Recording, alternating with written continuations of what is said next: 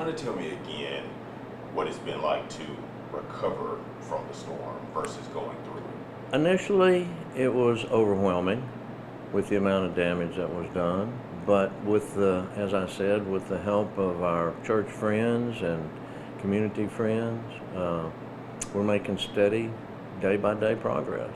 Since the storm, we've gotten the second-story roof, which was taken off. We've gotten that dried back in. We're still working inside on moisture mitigation where water came into the center part of the house. But that's primarily what we're working on right now. About the week, I guess a week after the storm, we had the big rain, 4 or 5 inches here in the county, and that didn't help us, but it also highlighted some other areas that we didn't initially know that we had damage to.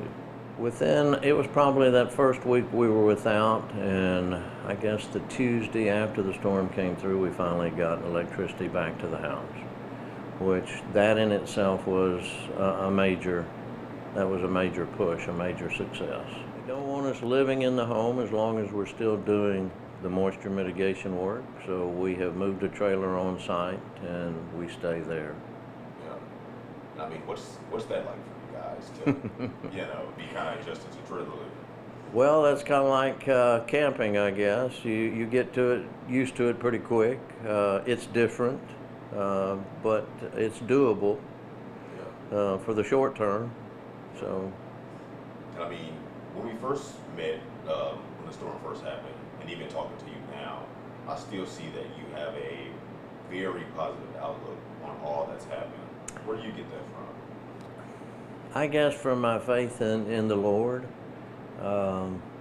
He sustains me day in, day out. When I get down and I think, are we going to get through this?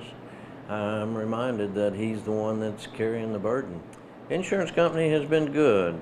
Within the first week, their adjuster was here, and just looking at the amount of damage, he realized we were going to have to move pretty quickly on some things, and they've been very good to us. Looking at the barn, they immediately said, well, that's a total loss. There was no question there for them. The damage to the house, that's just kind of a day-by-day situation.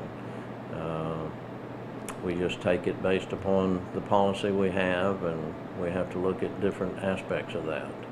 I'd love to ask, how is Sheila doing now that you guys are moving ahead? She's doing good. School started for her last week. She's back in pocket there, and that was a good thing.